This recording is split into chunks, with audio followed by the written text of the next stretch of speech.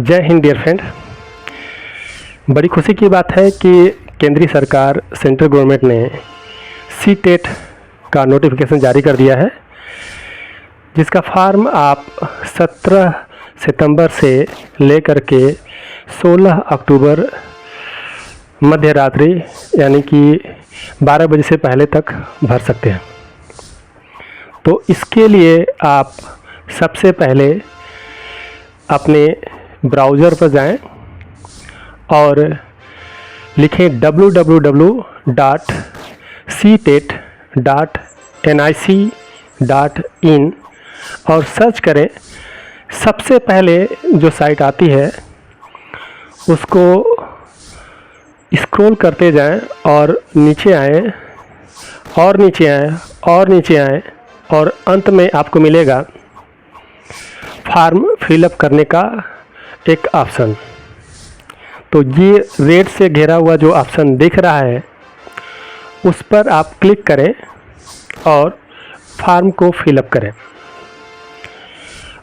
और ध्यान रखें कि आप उसमें सारा जो अपना डिटेल जो डाटा फिलअप करें वो आपके सर्टिफिकेट से सर्टिफाइड हो, बिल्कुल स्पेलिंग मैच करा कर भरें। तो फॉर्म जो आप फिलअप करेंगे उसके लिए पहले आपको जानकारी होनी चाहिए कि जो फॉर्म फिलअप करेंगे उसमें फ़ीस कितनी लगती है। देखिए, जो सी-टेट का फॉर्म है आपको पता ही होगा, मैं फिर सिर्फ रिफ्रेश कर रहा हूँ आपके लिए कि जो कैंडिडेट बीटीसी किए हैं, डीएलएड किए हैं, तो उनके लिए सारा फॉर्म उसी तरह से सेम फिलअप करा जाएगा, लेकिन जो ऑप्शन होगा पेपर फर्स्ट वो फिलअप करेंगे। यानी कि क्लास 1 से लेकर के क्लास 5 तक के लिए ये कैंडिडेट पढ़ाने के लिए एलिजिबल होंगे और उसमें पेपर 1 सेलेक्ट करेंगे। और जो पेपर फर्स्ट सेलेक्ट करते हैं इस तरह के कैंडिडेट, वो सिर्फ पेपर फर्स्ट ही दे पाएंगे। और उनके लिए अगर जनरल कैटेगरी और ओबीसी के हैं तो फीस होती है 1000 रुपये मात्र।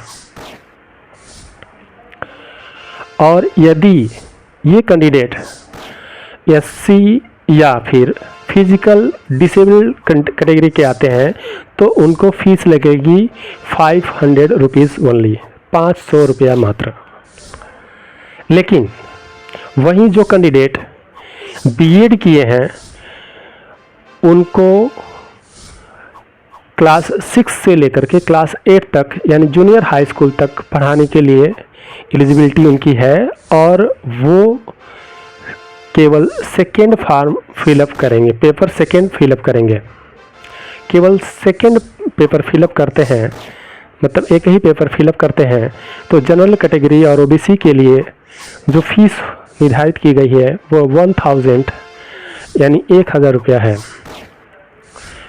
ये। और जो कैंडिडेट बीएड किए हैं और एससी के साथ साथ एसटी के साथ साथ वो आते हैं अगर फिजिकल डिसेबल कैटेगरी में, तो उनको लगेगा एक पेपर के लिए 500 रुपीज़। लेकिन जो कैंडिडेट दोनों एबिलिटी रखते हैं यानी कि बीटीसी या डीएलएड के साथ साथ बीएड भी किए हैं और दोनों पेपर देना चाहते हैं, पेपर फर्स्ट और पेपर सेकेंड दोनों पेपर देना चाहते हैं, तो उस कंडीशन में वो चाहें तो अप्लाई कर सकते हैं पेपर फर्स्ट और सेकेंड दोनों के लिए।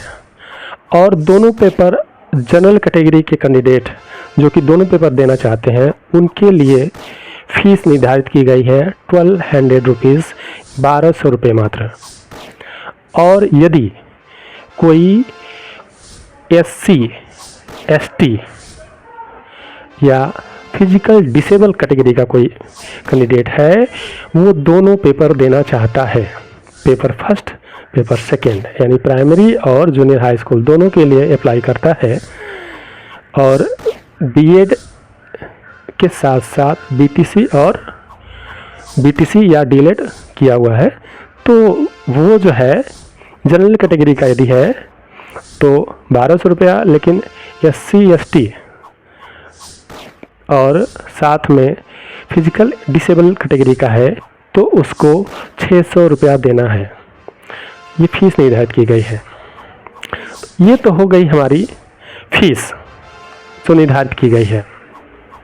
हाँ, अब इसके लिए आप जब फॉर्म भरें तो क्या क्या सावधानी बरतनी चाहिए, ख़ास तौर से क्या क्या कुछ खास करें जिससे आपका पेपर यानी C-TET देना आसान हो जाएगा, उसके लिए थोड़ा फिजिबल हो जाएगा, अच्छा हो जाएगा, वो कुछ सावधानियाँ देखिए।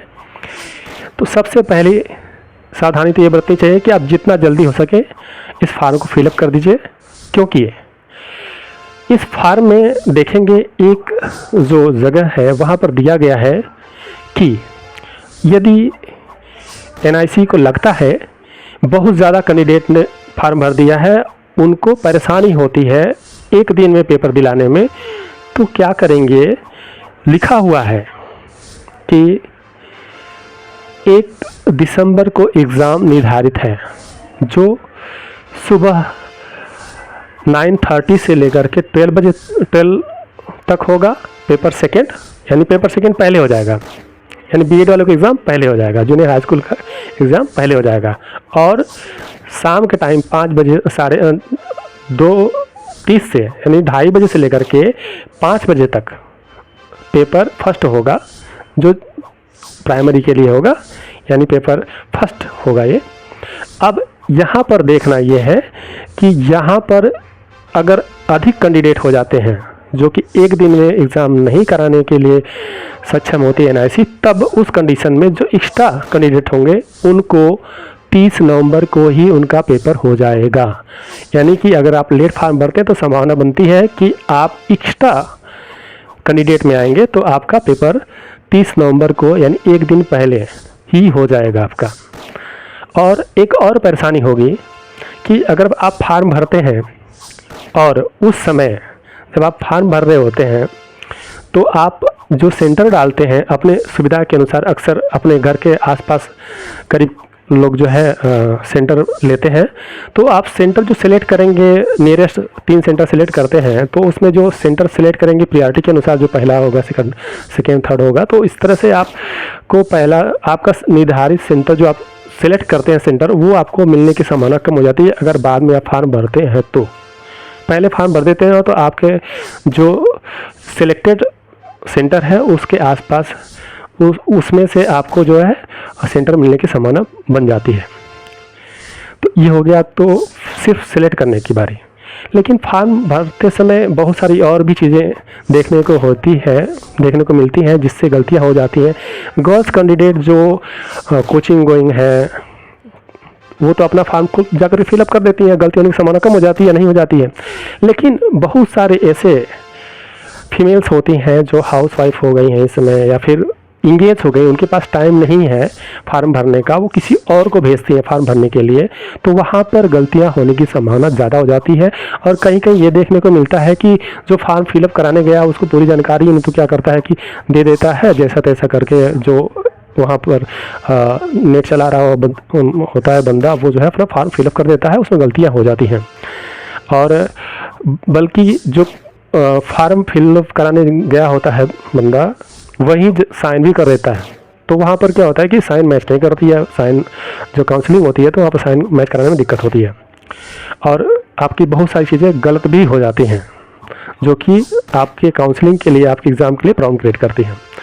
तो ये गलती हो जाती है। और एक और बहुत बड़ी समस्या होती है, देखने में आती है कि कैंडिडेट जो होते हैं फार्म फिलअप तो करा लेते हैं, लेकिन उनकी आईडी और उनके फार्म का बहुत सारे डाटा मैच नहीं करता। कभी कभी बर्थ डेट नहीं मैच करता, कभी कभी नाम, जैसे अनिल कुमार मिश्रा है तो कुमार नहीं, अनिल मिश्रा सीधे सर्टिफिकेट में है, आपके जो आईडी है उसमें अनिल कुमार मिश्रा लिखा हुआ है। इस तरह से भी विसंगतियाँ मिलती हैं जिससे एग्ज़ाम हॉल में कैंडिडेट को प्रॉब्लम फेस करनी पड़ती है।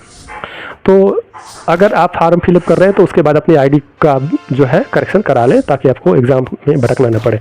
दूसरी सबसे बड़ी समस्या जो आती है वो ये होती है कि कैंडिडेट जब फार्म फिलअप कर देते हैं तो फार्म फिलअप करते समय ध्यान नहीं देते हैं कि उनका फ़ोटो बढ़िया साफ़ सुथरा नहीं आता है, कभी कभी धुंधला आ जाता है, कभी कभी बहुत छोटा आ जाता है, कभी कभी फ़ोटो ही उल्टा लगा होता है। तो उल्टा तो लगा होता है तो वहाँ तो अलग बात होती है, लेकिन कभी कभी बिल्कुल काला आ जाता है, या सिग्नेचर जो है उसका मैच नहीं करता है, मतलब सिग्नेचर बिल्कुल काला काला आ जाता है, तो वहाँ पर समस्या हो जाती है। या कभी कभी सिग्नेचर बहुत छोटा आ जाता है।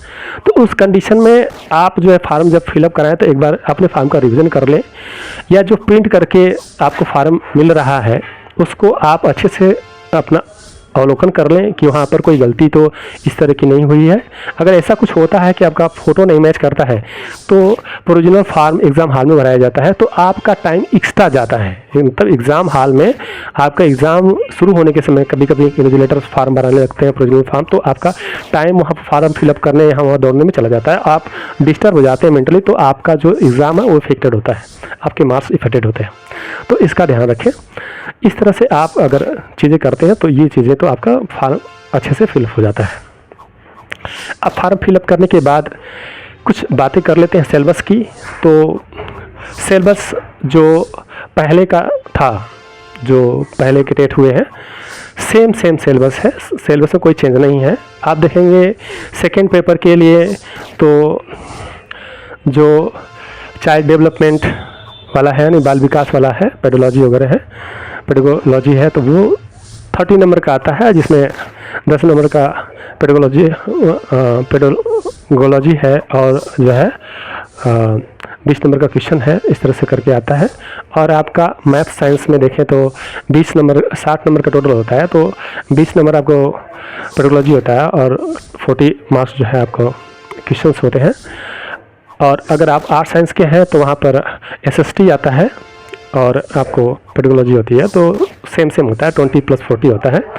इसके बाद मेन चीज़ आपका फार्म फिलअप करने के समय भी आपको ध्यान देना है कि आपका लैंग्वेज 1 और लैंग्वेज 2 आप अगर प्राइमरी के लिए भर रहे हैं तब भी, और आप यदि जो है जूनियर हाई स्कूल यानी 6 to 8 के लिए भर रहे हैं तब भी आपका दोनों लैंग्वेज सेम नहीं होना चाहिए। Language first language second same नहीं होना चाहिए, फार्म एक्सेप्ट नहीं करता है। तो वहाँ पर आपको ध्यान रखना है कि जो आपका लैंग्वेज फर्स्ट है उसमें आप जनरली इंग्लिश लेते हैं तो आपको समस्या होती है, क्योंकि इंग्लिश में जो कुछ क्वेश्चंस होते हैं कंप्रहेंशन के, उसमें आपका पोएम्स दे करके उसके वर्ड्स की मीनिंग पूछ ली जाती है, तो पोएम्स के वर्ड्स की मीनिंग आपको लिए समस्या जनरली क्रिएट करती है, जो प्रॉब्लम क्रिएट करती है। जो कैंडिडेट है उनका कहना है कि जो इंग्लिश से खुद BA किए हैं या MAd किए हैं, उनको भी फर्स्ट लैंग्वेज अगर इंग्लिश ले लिए हैं तो ग्रामेटिकली प्रॉब्लम फेस करनी पड़ती है। वोकैबुलरी बहुत उल्टा सीधा पूछ दिया जाता है, तो वहाँ पर समस्या फेस करते हैं। तो आप हो सकता है तो आप संस्कृत ले लें या हिंदी ले लें, जो आपका इष्ट हो उसके अनुसार ले लें। और सेकेंड में अगर आप साइंस से है तो सेकेंड लैंग्वेज आप इंग्लिश लेते हैं तो बेहतर है, अदरवाइज आपके ऊपर है कि आप क्या कर रहे हैं, तो आपके ऊपर है। हाँ, बस ये सारी चीज़ें आप ध्यान से कर लें। और जनरली सेम आपका जो है 150 मार्क्स मिलते हैं आपको 150 क्वेश्चन करने के लिए। और साथ में ये भी ध्यान रखना है कि जो 150 मार्क्स मिलते हैं वो 150 मिनट में आपको पूरे करने होते हैं। तो आप बढ़िया सा टाइम मैनेजमेंट करें और अच्छे से पेपर देने के लिए आप तैयारी भी करें। अब बात आ जाती है इसके बाद कि सुप्रीम कोर्ट में केस भी तो चल रही है CTET के लिए, यानी कि CTET जो होता है उसमें 2 कैटेगरी बनी हुई है। यानी कि CTET कुछ इंडियन स्टेट्स ने मान्यता दी है कि हम अपने यहाँ जो स्टेट के टेट कराते हैं वो और CTET दोनों को लागू करेंगे। और कुछ ऐसे स्टेट हैं जो कि अपना टेट कराते नहीं, अपने स्टेट का टेट कराते नहीं, तो CTET को लागू कर देते हैं। तो ये जो है ऐसे जैसे कि बिहार, UP, दिल्ली, यहाँ से बहुत ज़्यादा फार्म भरे जाते हैं। तो इस तरह के बहुत सारे स्टेट हैं जो CTET को मान्यता देते हैं। लेकिन और इसमें जो वैकेंसियाँ आती हैं, याद रखने वाली बात यह है कि केंद्रीय जो विद्यालय हैं जैसे KV है या जो नवोदय के विद्यालय हैं, ये सब तो मानते हैं CTET को, वो अप्लाई करते हैं, उनके लिए तो लागू होता है। लेकिन बहुत सारे ऐसे स्टेट हैं जो कि अपना टेट खुद कराते हैं, तो वो इसका अपोज करते हैं कि हम जो CTET है उसको क्यों लागू करें। तो उनके लिए केस चल रही है सुप्रीम कोर्ट में। देखिए, इसके लिए बेनिफिट ये है कि यदि सुप्रीम कोर्ट का जो फैसला है उसका संभावना पूरी तरह से बन रही है कि दिसंबर जाते जाते उसका रिजल्ट यानी उसका केस का जो है जजमेंट आ जाएगा, तो आपका एग्ज़ाम ही दिसंबर में होना है और एग्ज़ाम में सुप्रीम कोर्ट की पूरी संभावना है कि उसका जो केस है उसका फाइनल जजमेंट आ जाएगा। तो अगर जजमेंट आता है कि सभी स्टेट्स पर लागू होगा, सभी स्टेट पर लागू होगा, तो उस कंडीशन में जो फॉर्म फिलअप किए रहेंगे सीटेट का उनको बेनिफिट मिल जाएगा और वो जब तक अगला सीटेट नहीं होता है तब तक वो बहुत सारे वैकेंसी में अपना सीटेट के अनुसार फॉर्म फिलअप कर देंगे और उसका बेनिफिट उठा लेंगे। लेकिन जो नहीं किए रहेंगे सीटेट का फॉर्म फिलअप और एग्ज़ाम नहीं देंगे उनको इसका लाभ नहीं मिलेगा। तो अच्छा होगा कि अगर आप उस स्टेट से बिलोंग करते हैं जहाँ पर आपका जो है सीटेट माने नहीं है, तो अगर आप फॉर्म फिलअप कर देते हैं तो आपके लिए थोड़ा बेनिफिशियल हो जाएगा अगर आपके हक में जाता है सुप्रीम कोर्ट का फैसला। तो इस तरह से ये सारी चीज़ें आपके लिए काफ़ी वैल्यूएबल हैं। मुझे उम्मीद है कि यह जानकारी आपके लिए बहुत वैल्यूएबल होगी और बहुत ही लाभप्रद होगी। अगर आपको कोई क्वेश्चन है तो आप कमेंट करके पूछें और अगले नोटिफिकेशन अगले वीडियो के लिए आने तक हम आपके शुभकामनाओं के साथ साथ बोलते हैं जय हिंद।